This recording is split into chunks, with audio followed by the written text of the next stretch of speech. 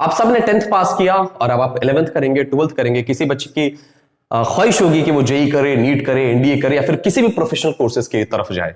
लेकिन एक सबसे बड़ा सवाल जो उसके दिमाग में अभी चलता है, क्योंकि वो सोशल मीडिया का टाइम है, वो यूट्यूब पे देख रहा है, वो इंस्टाग्राम पे देख रहा है कि सर ऑनलाइन कोचिंग में एडमिशन ले या फिर ऑफलाइन कोचिंग में एडमिशन ले।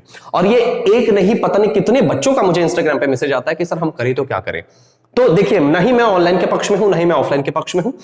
दोनों के अपने फायदे नुकसान है। मैं आपको न्यूट्रल तरीके से दोनों के फायदे नुकसान बता देता हूं, आप उसको समझ के अपना डिसीजन खुद लीजिएगा। और एक बात याद रखिएगा कि आपके जीवन में दोबारा 11वीं 12वीं नहीं आएगा, और भगवान न करे आए, अगर आता है तो दुर्भाग्य है ना। मैं नहीं चाहूंगा कि दोबारा आपके जीवन में 11th 12th आए। तो एक ही बार आया है, तो इसको ना ढंग से आप पूरा जांच परख के एडमिशन लीजिए, कि एक प्लेटफॉर्म चुनिए, वहां पे पढ़िए, ताकि बाद में आपको कोई रिग्रेट ना रह जाए, है ना। आइए बातचीत करते हैं, मैं ज्यादा वक्त नहीं लूंगा आपका, बहुत ही 4 से 5 मिनट 6 मिनट का वीडियो होगा ये। एक तरफ हमने ऑफलाइन कोचिंग लिखा है, एक तरफ ऑनलाइन कोचिंग लिखा है। अब इसके अपने फायदे नुकसान हैं। अब इसका मतलब ये नहीं कि मैं किसी की बुराई कर रहा हूं, प्लीज ये मत समझिएगा, मैं बस आपकी मदद करने की कोशिश कर रहा हूं ना। आइए देखिएगा, सबसे पहले ऑफलाइन कोचिंग का कुछ फायदा है, कुछ फायदे नुकसान समझते हैं। आपको ऑफलाइन कोचिंग और ऑनलाइन कोचिंग में फर्क क्या होता है? ऑफलाइन कोचिंग होता है कि किसी इंस्टीट्यूट में जाकर, किसी रेप्यूटेड इंस्टीट्यूट में जाकर आप पढ़ते हैं, आपको जाना पड़ता है वहां पढ़ने। और ऑनलाइन कोचिंग में आप अपने मोबाइल पे स्क्रीन पे टीचर पढ़ा रहे होते हैं और आप पढ़ते हैं घर पे बैठ के, है ना, यही है। तो उसके कुछ फायदे नुकसान है। ऑफलाइन कोचिंग में एक फायदा आपको क्या मिलता है कि यहां पे आपको कंसिस्टेंसी देखने को मिलता है। कंसिस्टेंसी मतलब निरंतरता, है ना। और ये चीज यहां ऑनलाइन में मिलता है। ऑनलाइन में डिस्ट्रैक्शन ज्यादा है। मैं आपको इसको बहुत अच्छे से समझाने की कोशिश करता हूं। ऑफलाइन में ना आपका एक रूटीन बनता है। जैसे मान लो कि सुबह 7 बजे से आपको इंस्टीट्यूट जाना है, कोचिंग जाना है, तो आप क्या करेंगे? रात में जल्दी सोएंगे भाई, रात में जल्दी सोएंगे, सुबह 5 बजे 6 बजे तक उठेंगे, जल्दी से सुबह आप तैयार होंगे, फ्रेश होंगे, नहा धोकर आप कोचिंग 7 बजे तक पहुंच जाते हैं। 7 से 11 मान लो आपको पढ़ाया जाता है। फिर आप घर जाते हैं, नाश्ता करते हैं, 1 घंटा आराम करते हैं, फिर आप दिन का 4 घंटा 5 घंटा पढ़ते हैं, शाम में 2 घंटा खेलने जाते हैं, और फिर रात में 2-3 घंटा पढ़ के फिर आप जल्दी से सो जाते हैं। ये एक रूटीन हुआ ऑफलाइन का। अच्छा, ऑनलाइन में क्या होता है? मान लीजिए कि सुबह 7 बजे से कोचिंग है, किसी दिन मन नहीं किया, और मान लीजिए अलार्म, स्टूडेंट लाइफ में ना अलार्म जो है वो सबसे बड़ा दुश्मन होता है। आप अलार्म बजा, आपने बंद कर दिया, आप सो गए। क्यों? क्योंकि दिमाग में तो चल रहा कि यहां पे तो रिकॉर्डेड लेक्चर्स मिल जाएंगे मुझे, रिकॉर्डेड लेक्चर मैं बाद में देख लूंगा। अब ये बाद कभी होता नहीं, क्योंकि कल स्टूडेंट लाइफ में तो कभी आता ही नहीं है। बच्चे आज संभाल ले, वही बहुत बड़ी बात है। तो आप इस चक्कर में क्या करते हो, उस लेक्चर को आपको छोड़ने का मन करता है। और यकीन मानिए, इस उम्र में डिस्ट्रैक्शन होता तो है, आप नकार नहीं सकते। हाँ, कुछ बच्चे डिसिप्लिन्ड होते हैं, लेकिन डिस्ट्रैक्ट होने वाले बच्चों की संख्या कुछ ज्यादा ही है।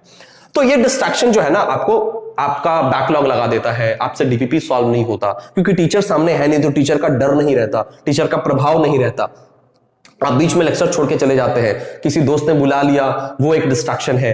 मोबाइल में हम लेक्चर देख रहे हैं, एक नोटिफिकेशन आया, वो उसको स्क्रॉल करने लगे, आधा घंटा कब निकल गया पता नहीं चला। ये मैं मनगढ़ंत बातें नहीं कर रहा, ये स्टूडेंट्स की समस्याएं हैं जो पिछले बार 11th में और ऑनलाइन में पढ़ रहे थे, अभी ऑफलाइन में हमारे पास एडमिशन लिया उन्होंने। हमने जब पूछा तो यही सारी बातें उन्होंने कही कि सर ऑनलाइन में डिस्ट्रैक्शन मुझे ज्यादा फील हो रहा था, है ना। तो भाई ऑनलाइन में डिस्ट्रैक्शन ज्यादा है, ऑफलाइन में कंसिस्टेंसी है, एक रूटीन है, एक डिसिप्लिन है। तो इसको तो आपको फॉलो करना पड़ेगा। दूसरा एक बहुत फायदा मिलता है ऑफलाइन कोचिंग में जाने का, वो है कंपटीशन का, क्योंकि इससे ना आपको कंपटीशन का पता चलते रहता है। और ऑनलाइन में थोड़ा ये नहीं मिलता। मैं इसको समझाने की कोशिश करता हूं। जैसे हमारे यहां पे क्या होता है कि हम हर 21 दिन पर टेस्ट लेते हैं। जैसे अभी हमने 21 दिन में जो पढ़ाया उसका 21वें दिन टेस्ट होगा, फिर ये 21 दिन में हमने जो पढ़ा है उसका 21वें दिन टेस्ट होगा। तो हर 21 दिन का एक साइकिल है। अब इस टेस्ट में जेईई में जिस बच्चे ने अच्छा परफॉर्म किया उसको हम बहुत अच्छे से सम्मानित करते हैं, है ना। उसको फिर अलग तामझाम हमारा बहुत होता है। कुछ टीचर्स तो हमें ट्रोल भी करते हैं कि सर जिस दिन गवर्नमेंट जॉब में, अरे गवर्नमेंट वाले कॉलेज में सिलेक्शन दे दीजिएगा, उस दिन इतना सेलिब्रेशन कीजिएगा। भाई हम खुश हैं तो हम सेलिब्रेट कर रहे हैं। डाल्टन में ऐसा माहौल नहीं था, हम सेलिब्रेट कर रहे हैं, आपको क्या प्रॉब्लम है, क्या तकलीफ है? आप भी कीजिए, अपने लेवल पे जितना कर सकते हैं स्टूडेंट्स के लिए कीजिए। हम तो हर वो काम करते हैं जिससे बच्चों का मनोबल बढ़ता है, तो आप भी कीजिए ना। अब ये इस कंट्रोवर्सी में फंसने की कोई जरूरत नहीं है। खैर छोड़िए, हटाइए। तो हर 21 दिन टेस्ट होता है हमारे यहाँ। तो जेईई नीट एनडीए का टॉपर होता है, हम उसको थोड़ा सा सम्मानित करते हैं, रिकॉग्नाइज करते हैं। अब दूसरा बच्चा क्या फील करता है कि यार ये तो हमारे साथ बैठ के पढ़ रहा है, टीचर वही है, माहौल वही है, इंस्टीट्यूट वही है, भाई बुक भी वही फॉलो हो रहा है, डीपीपीज वही मिल रहा है, ये बच्चा टॉप कर रहा है, मैं क्यों नहीं कर रहा? तो अब एक उसके अंदर से एक इच्छा शक्ति जगती है कि इस बार टेस्ट में मैं टॉप करूंगा, और ये देखने को ही मिलता है। यहाँ पे अलग अलग माहौल बनता है। लेकिन ये चीज ऑनलाइन में नहीं होता।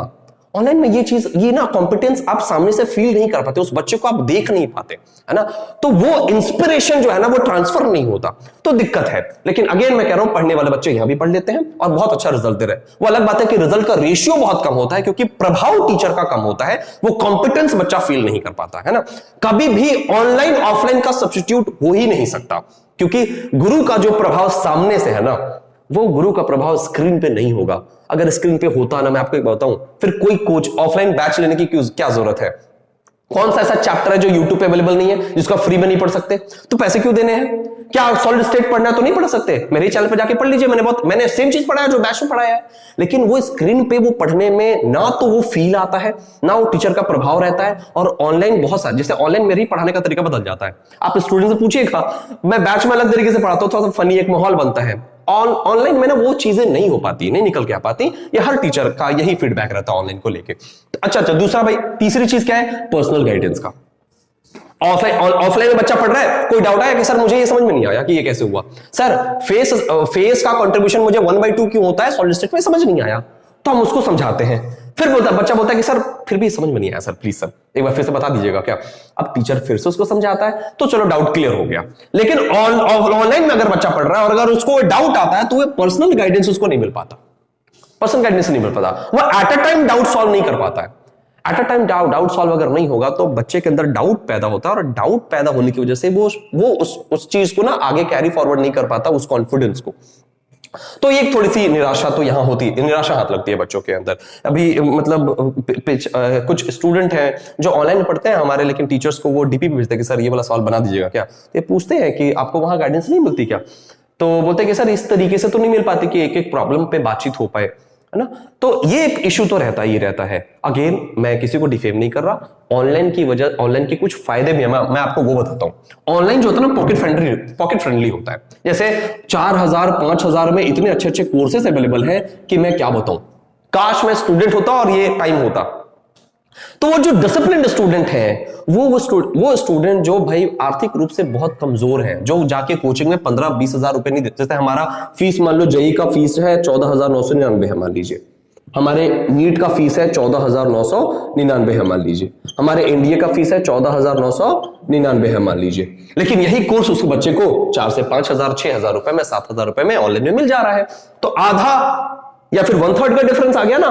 तो अब सोचिए, वो बच्चा जो भाई आर्थिक रूप से कमजोर है, वो बच्चा जो डिसिप्लिन है, वो बच्चा जिसने एकदम मन बना लिया कि मुझे जिंदगी में कुछ करना है, वो डिस्ट्रैक्ट नहीं हो रहा भाई, उसको कंपटीशन खुद से फील कर रहा है, वो हर बार टेस्ट में खुद से ही बेहतर करते चला जा रहा है।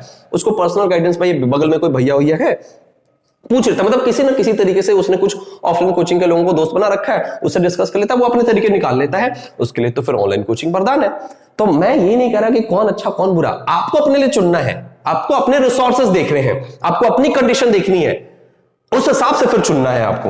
और एट लास्ट मैंने यहां एक भाई लाइन लिखा है कि रिजल्ट जो है ना वो सिर्फ और सिर्फ आप पे डिपेंड करता है, ना ही ऑफलाइन कोचिंग पे ना ही ऑनलाइन कोचिंग पे। हाँ, यहां पे पढ़ने के कुछ फायदे हैं भाई, तो यहां पे पढ़ने के कुछ फायदे हैं, वो आप देख लीजिए।